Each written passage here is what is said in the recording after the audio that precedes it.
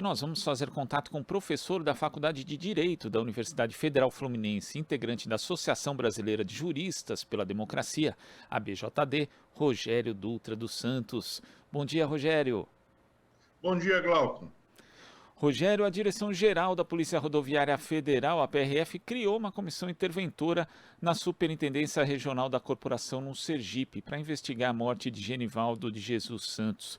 Os interventores são 5 agentes do órgão de Brasília, o superintendente da PRF no Ceará, Gilson Oliveira. O grupo é presidido pelo diretor executivo em exercício da PRF, Daniel Souto. E uma outra comissão, com servidores de outros estados, deve acompanhar o processo administrativo disciplinar que os 3 policiais envolvidos no caso respondem internamente.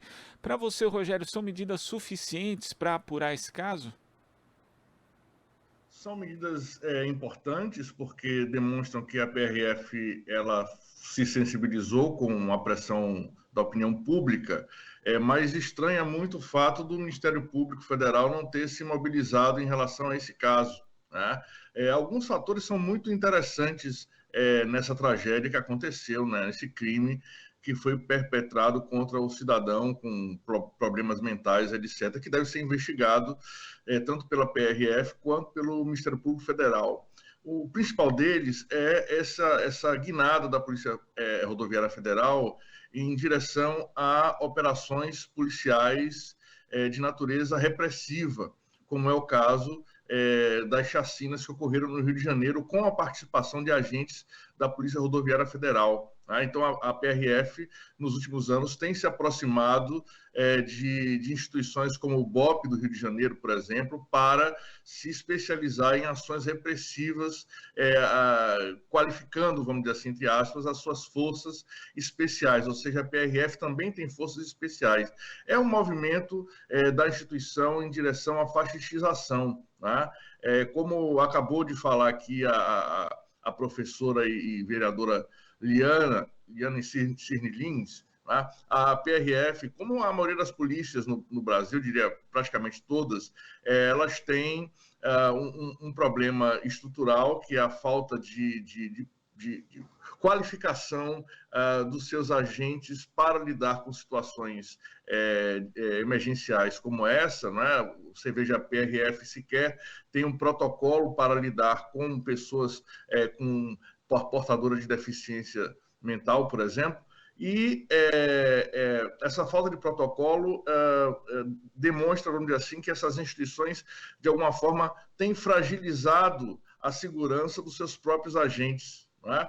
Então, eu concordo com a Liana quando ela fala que as polícias elas têm um déficit de direitos humanos em relação aos seus próprios agentes, e isso faz com que eles acabem caindo na resposta fácil da radicalização e da fascistização. Nós precisamos recuperar as polícias brasileiras para uma agenda de proteção a direitos, inclusive, especialmente, o reconhecimento de direitos trabalhistas da maioria desses policiais, que não tem hora de trabalho definida, que não tem descanso semanal definido, que podem ser chamados a qualquer momento para fazer qualquer tipo de ação, sem um preparo adequado, sem a estratégia adequada, sem a tática adequada. Então, esses são elementos aí que, de alguma forma, mancham e jogam a responsabilidade de eventos como estes, que são obviamente regulares, né?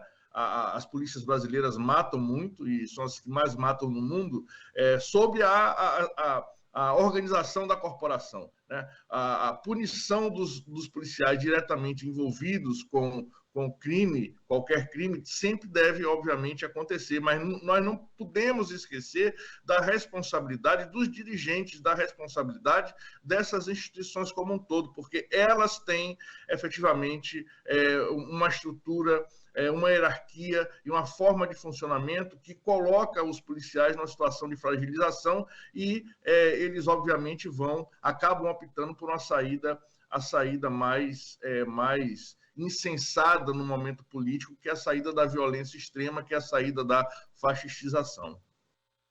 Rogério, desde o início do governo do presidente Jair Bolsonaro, a PRF atuou em parceria com policiais militares em pelo menos 3 chacinas que foram amplamente divulgadas no Brasil. E nós sabemos, na verdade, que a Polícia Rodoviária Federal, apesar do nome, ela não se limita ali ao trabalho nas estradas, mas esse tipo de cooperação entre forças policiais distintas também não precisa ter um limite? Há uma confusão de competências no Brasil hoje para esse tipo de operação, Rogério? Sempre houve, Glauco, essa confusão de competências, faz parte desse nosso federalismo caboclo, vamos dizer assim, um federalismo específico da realidade política brasileira, da realidade constitucional brasileira, que vem se constituindo desde na Primeira República, vamos dizer assim, desde o século retrasado. Então, as nossas polícias, elas carecem de uma organização institucionalizada, de uma base legal que estabeleça com precisão as suas competências, né, que estabeleça com precisão o seu funcionamento operacional. Né? Então, isso não é privilégio da Polícia Rodoviária Federal, muito pelo contrário, as polícias em geral no Brasil, elas têm esse déficit de organização, uma organização que deveria ser estabelecida por legislação federal e não pelas legislações municipais, pelas legislações estaduais, porque aí você encontra o problema fundamental, né? Não existe uma comunicação legislativa entre as várias polícias, né? As polícias municipais, as polícias estaduais, as polícias federais, não é? Então, as guardas municipais e as polícias estaduais e federais. Então, a gente tem um problema legislativo, em primeiro lugar, um problema operacional, um problema institucional, né? Esse também não é um problema novo. As polícias e a institucionalidade policial, ela não houve uma solução de continuidade entre o modus operandi durante, por exemplo, o período da ditadura empresarial militar e o período de democratização. As polícias permaneceram intocadas, né? Apesar de aulas de direitos humanos serem inseridas em programas das polícias, isso não alterou a formação básica policial brasileira, no sentido de que ela é extremamente militarizada, né? Inclusive nas guardas municipais, e isso fragiliza um processo de uma polícia formada para a cidadania, seja para a cidadania no sentido de atender o público em geral, seja no sentido de respeitar direitos dos próprios policiais. Né? Então, a gente precisa hoje pensar realmente numa reforma das polícias. Essas interações entre polícias, elas se dão ao sabor do momento político, né? Então, no momento que nós temos um governo de perfil claramente fascista, as polícias optam por uma interação no sentido de radicalizar operações especiais, ou seja, radicalizar o arbítrio, radicalizar a violência, né? Então, esses grupos especiais, eles nada mais são hoje no Brasil do que esquadrões da morte institucionalizados, né? Porque uma polícia técnica, uma polícia qualificada, uma polícia que age tática e estrategicamente dentro de um determinado padrão, não funciona matando tantas pessoas como as polícias estão matando no país. Né? As melhores polícias do mundo, elas passam o ano inteiro sem matar ninguém. Né? Elas passam muito tempo sem matar pessoas. Aqui no Brasil, as polícias, inclusive agora a Polícia Rodoviária Federal, têm matado os cidadãos brasileiros de forma sistemática. Né? Então, isso não pode ser considerado, vamos dizer assim, uma resultante de uma perícia, de uma operação bem-sucedida, como, inclusive, os comandantes dessas polícias têm se manifestado nesse sentido. Muito pelo contrário, operações que terminam em morte de cidadãos brasileiros demonstram cabalmente a incompetência técnica dessas polícias. Né? E isso precisa ficar registrado. Então, essas operações em conjunto, essas interações, elas estão, obviamente, multiplicando essa imperícia, essa incapacidade técnica e tática das polícias, num rol nunca dantes visto, né? Visto que, pela primeira vez, a gente tem aí a Polícia Rodoviária Federal, que sempre foi considerada uma polícia mais qualificada, menos violenta, envolvida em operações de alta letalidade. Isso realmente tem que ser lamentado e a gente tem que apontar para uma reforma dessas polícias, necessariamente que passe por uma reforma legislativa. Rogério, na primeira resposta você falou a respeito da atuação do Ministério Público Federal nesse caso específico, mas de uma forma geral a gente observa o Ministério Público sendo bastante omisso, para falar o português claro, em relação à violência policial também, em casos relativos a outras forças, principalmente as dos estados, né? E nós vemos integrantes do MP sendo bastante ativos, por exemplo, às vezes para pedir condenação de pessoas que praticaram furto famélico, aquele furto ali que não é praticado com violência, que é para a pessoa comer. Já tivemos, inclusive, o Ministério Público recorrendo de pessoas que tinham sido absolvidas por esse tipo de delito, né, por furtar lixão, mas quando se trata de policial não existe essa mesma vontade punitiva, digamos assim. É necessário discutir esse papel do Ministério Público como fiscalizador da ação policial, já que essa é uma das funções institucionais e constitucionais do órgão, Rogério?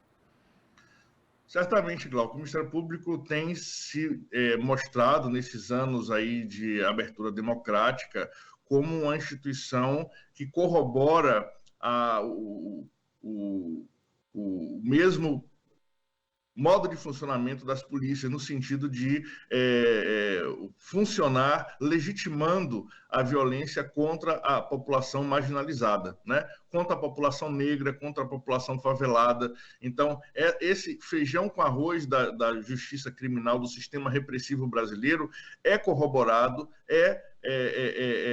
estimulado, inclusive, pelo funcionamento do Ministério Público, no sentido de fechar os olhos para a violência de Estado, né? Então, o Ministério Público, que deveria funcionar como órgão voltado para coibir, investigar e punir violência de Estado, né, ou violência das forças policiais contra cidadãos brasileiros, o Ministério Público está ali quase que no papel de proteger as polícias, proteger agentes criminosos contra a investigação, contra a eventual punição por excessos, por crimes, por violência contra a população. Então, o Ministério Público ele não está cumprindo o seu papel constitucional, ele não está funcionando como um protetor da lei no Brasil, nos casos relativos à questão criminal, né? Então, é preciso discutir o papel do Ministério Público, rediscutir o papel do Ministério Público, porque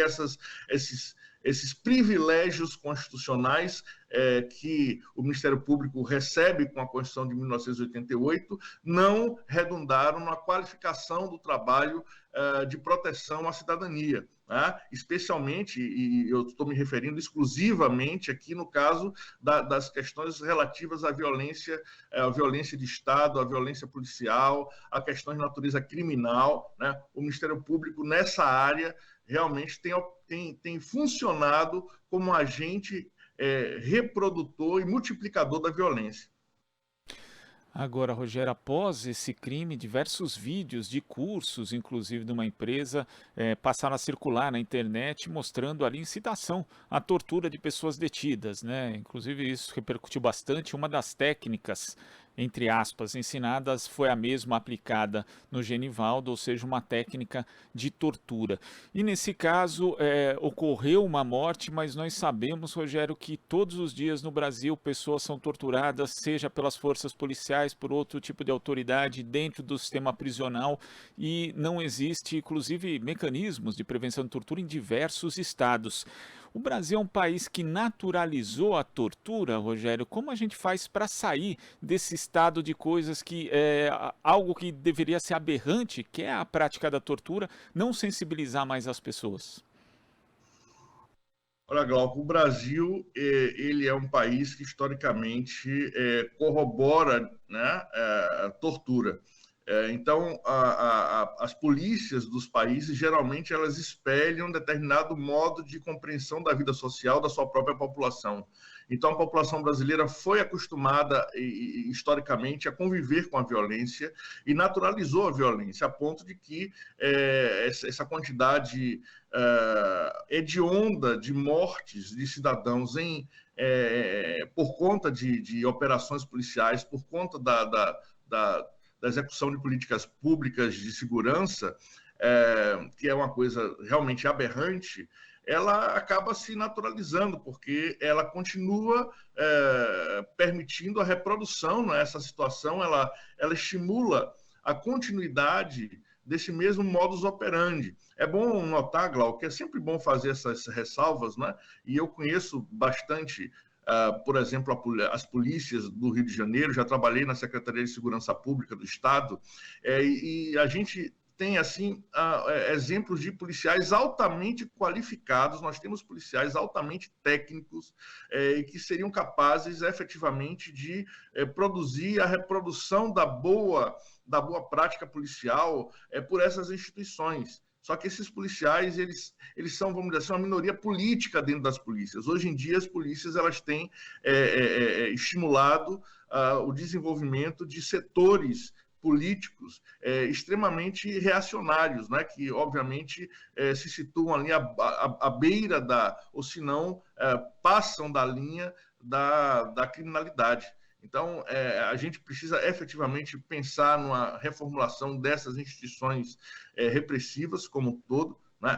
Esses casos, né, desses cursinhos são casos que demonstram, né, a perda completa de limites institucionais, né, de controles institucionais dessas instituições. Nós já tivemos casos aqui no Rio de Janeiro de períodos em que as polícias tiveram acéfalas, né? Hoje nós não sequer temos Secretaria de Segurança Pública, é o governador do estado que diretamente, abre aspas, comanda as polícias. Isso é uma coisa aberrante em termos de cadeia de comando, né? Nós precisamos sempre ter uma cadeia de comando que o agente condutor das políticas públicas possa ser responsabilizado, e se esse agente condutor é o governador, ele próprio não vai responsabilizar-se, né? Então, a gente tem aqui, vamos dizer assim, uma situação de um poder irresponsável, né?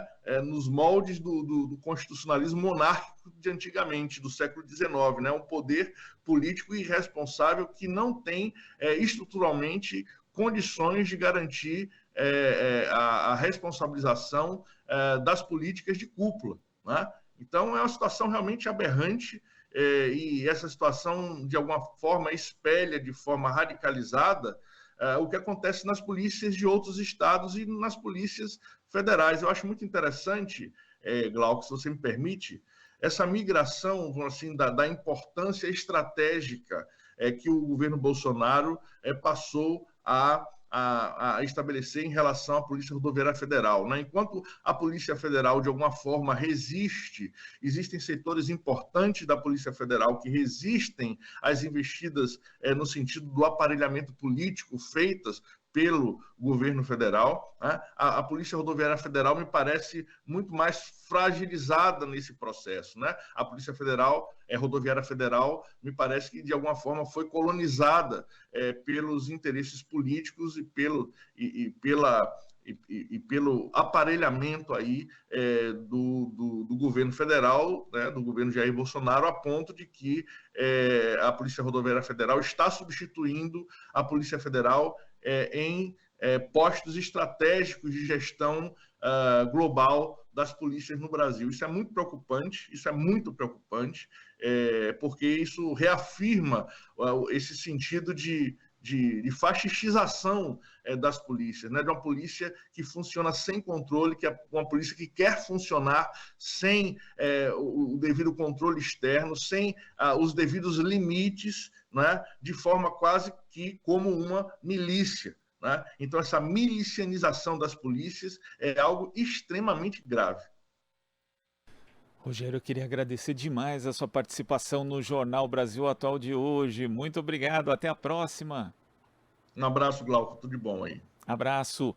Conversamos aqui com o professor da Faculdade de Direito da Universidade Federal Fluminense, integrante da Associação Brasileira de Juristas pela Democracia, a BJD, Rogério Dutra dos Santos. Você está ouvindo Jornal Brasil Atual. As notícias que os outros não dão.